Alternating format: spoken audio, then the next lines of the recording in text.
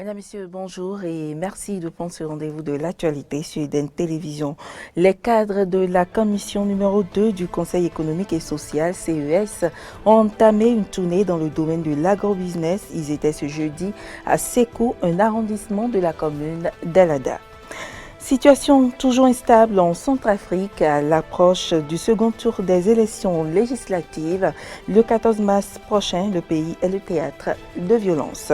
Et puis, le bilan de la répression saoudie en Birmanie, selon les Nations Unies, au moins 54 manifestants ont été tués depuis le début du soulèvement populaire.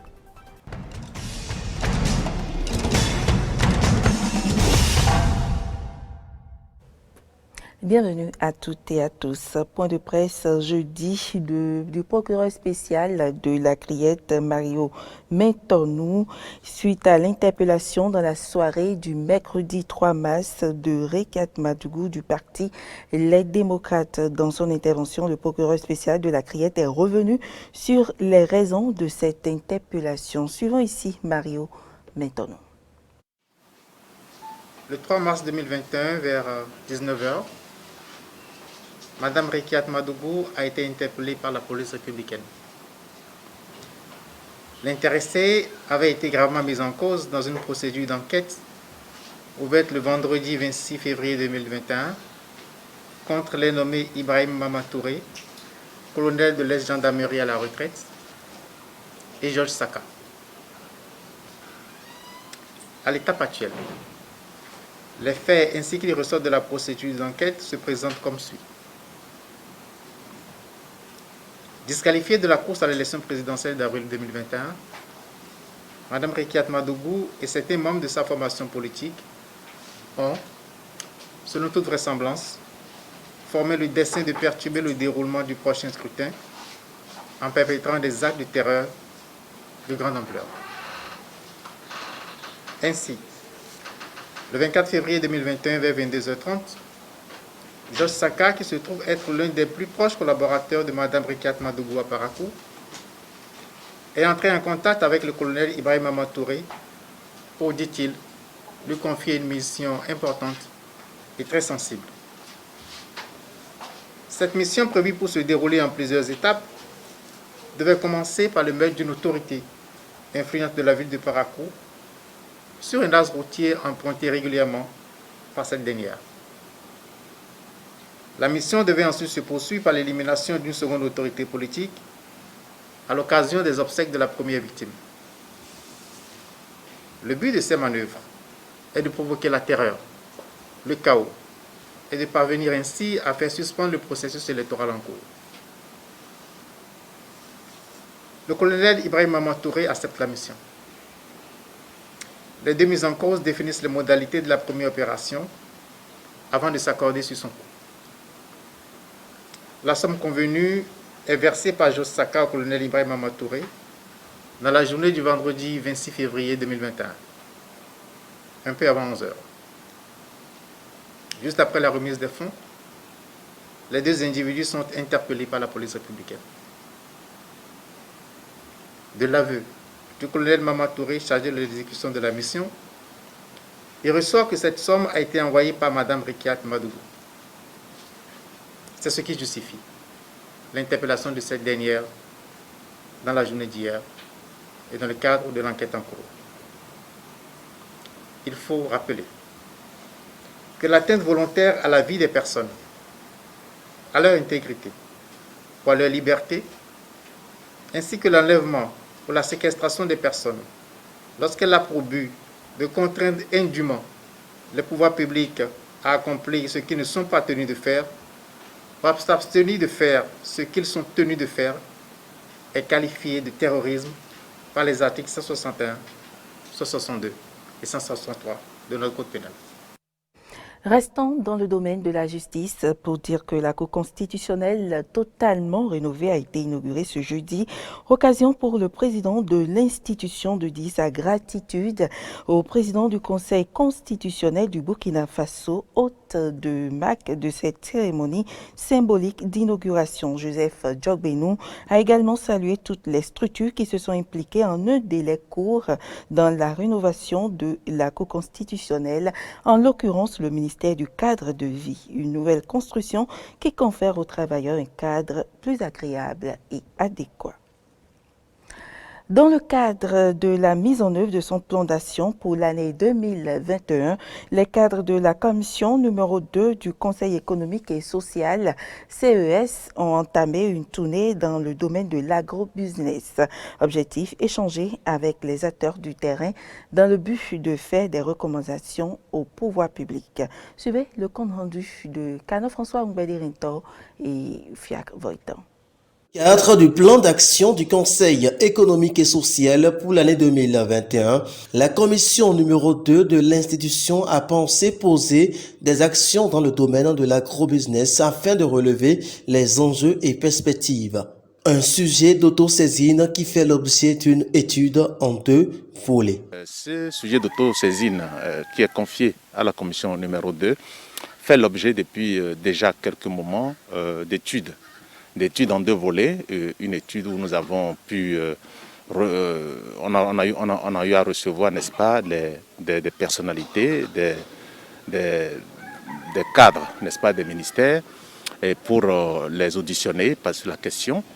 Et une deuxième phase que nous avons entrepris depuis déjà le lundi passé, qui consiste à la visite de terrain, où nous sommes en train d'aller vers les acteurs du secteur de l'agrobusiness, pour pouvoir échanger avec eux, pour pouvoir collecter les informations nécessaires afin, n'est-ce pas, d'étudier ce sujet et faire des recommandations au pouvoir public. Une tournée qui a permis au cadre de sillonner différentes fermes de plusieurs localités, à savoir Adjoun, Agbaïzoun, Lokossa, Alada, avant d'échouer à Sékou dans la ferme d'un des conseillers du CES. Une tournée qui, pour eux, a été très édifiante. Notre tournée a été très édifiante puisqu'elle nous a permis réellement d'aller en contact avec les acteurs de terrain, de pouvoir discuter avec ces acteurs pour voir tous les enjeux qui sont liés à la promotion de l'agrobusiness. Nous avons bien fait de choisir ce sujet sur la promotion de l'agrobusiness parce que, en réalité, vous savez, on ne peut pas parler de développement dans notre pays en oubliant l'agriculture. Il y a des enjeux importants, il y a des problèmes réels au niveau, n'est-ce pas, de la formation, mais aussi au niveau, n'est-ce pas, de l'installation, n'est-ce pas, de ces jeunes. Et que ce soit des problèmes de financement, que ce soit, n'est-ce pas, des problèmes de marché, qui sont des problèmes importants. Évidemment, ces éléments sont des éléments importants sur lesquels nous devons attirer l'attention des gouvernants pour pouvoir aller vers une promotion de l'agrobusiness dans notre pays. Les cadres de la commission numéro 2 du Conseil économique et social entendent jouer leur rôle de conseiller après une étude des données collectées sur le terrain afin de formuler des recommandations à qui de droit. L'actualité sur le continent à présent au Sénégal, des heurts ont éclaté entre manifestants et la police au lendemain de l'arrestation de l'opposant Ousmane Sonko. Pour la 2e journée consécutive, de nombreux jeunes ont manifesté dans les rues de Dakar et dans d'autres villes du Sénégal. Ils protestent contre le placement en garde à vue du leader du parti d'opposition, les Patriotes du Sénégal pour le travail, l'éthique et la fraternité. Il doit être entendu par la justice pour des affaires de viol. Situation toujours instable en Centrafrique à l'approche du second tour des élections législatives. Le 14 mars prochain, le pays est le théâtre de violences. Les forces de l'ordre sont en alerte. Des affrontements entre groupes et militaires avaient déjà troublé l'élection présidentielle en décembre dernier. Reportage. Échauffement pour la compagnie nationale de sécurité avant de rejoindre les rues de Bangui, particulièrement instable ces dernières semaines. Avec son équipe, le colonel Sim compte ramener le calme dans les quartiers de la capitale centrafricaine. Je pense qu'avec le temps, si tout va bien avec nos partenaires financiers, et qu'une fois que nous ayons les matériels appropriés, nous serons dans les 16 préfectures de la République centrafricaine avec toute la population centrafricaine. La veille, le quartier PK5 s'est réveillé sous tension. Des militaires et gendarmes, armes à la main, étaient déployés dans les rues. Dans la nuit, un milicien avait ouvert le feu sur les forces de l'ordre. L'affrontement a fait un mort et un blessé, selon les informations du gouvernement. Dans le quartier PK5, les combats par armes à feu sont devenus réguliers et inquiètent les habitants. Dans les quartiers là-bas, il y a des enfants, il y a des mamans qui sont en déroute quoi. Ils sont en train de fuir par rapport à ce qu'ils ont entendu. Des civils qui abandonnent leur logement pour éviter les attaques. En tout, 240 000 personnes se seraient déplacées dans le pays depuis la mi-décembre selon Amnesty International.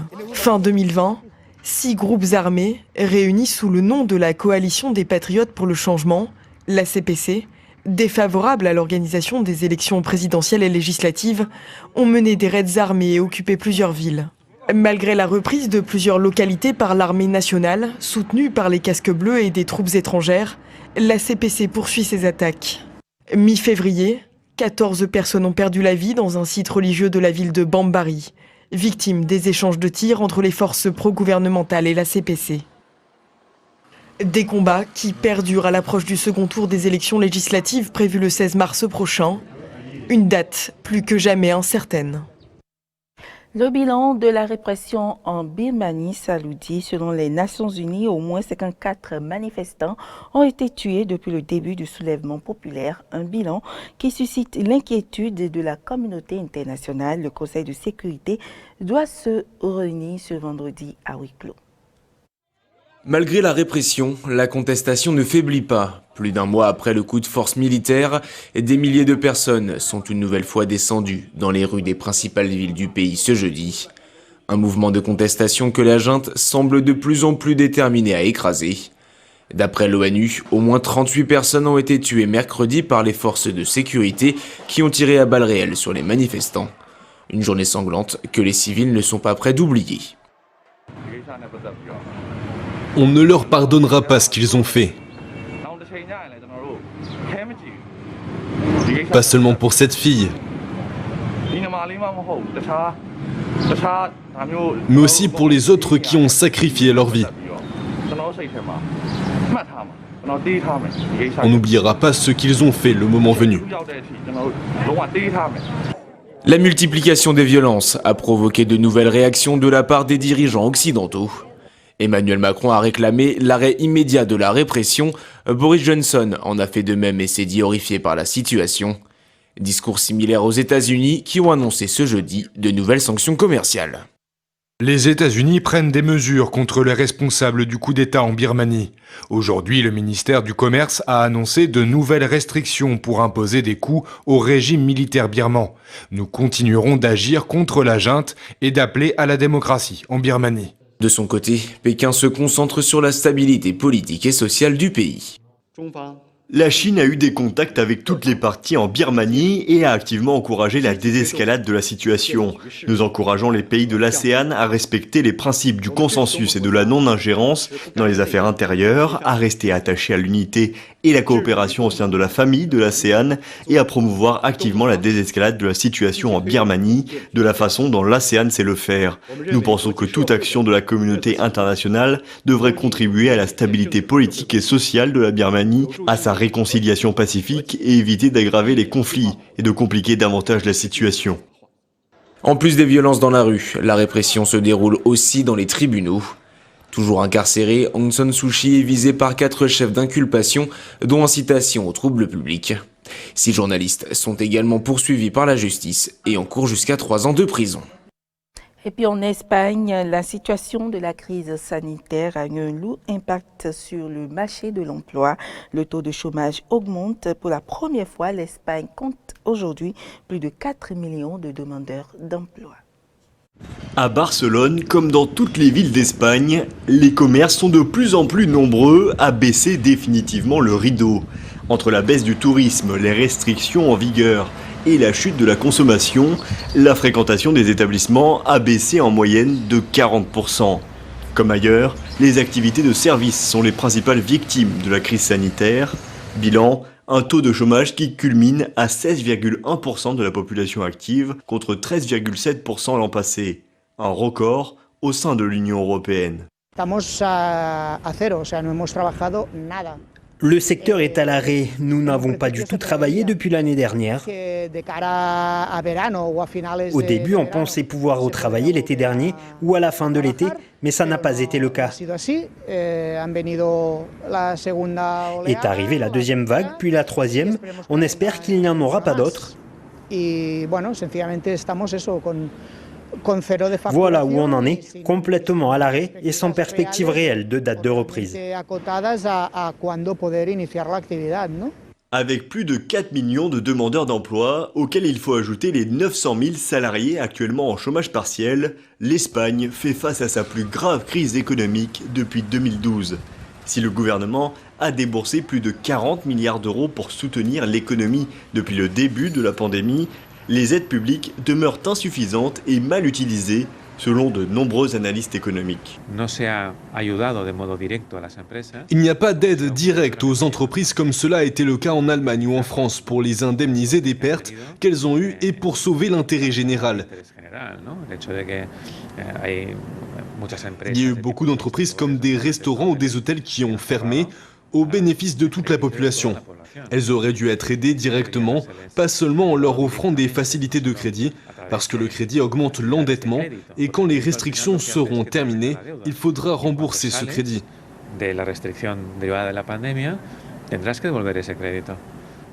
Donc, c'est une barrière supplémentaire qui peut devenir un frein à la reprise. Preuve de ces difficultés actuelles, l'Espagne a vu son PIB s'effondrer de 11% en 2020. Autre mauvaise nouvelle, le Fonds monétaire international a revu ses prévisions de croissance à la baisse. Madrid compte désormais sur la vaccination et le passeport sanitaire pour tenter d'enrayer l'épidémie et relancer une économie bien mal en point. Et ce sera tout pour cette édition. Mesdames, Messieurs, merci pour l'attention et à très vite.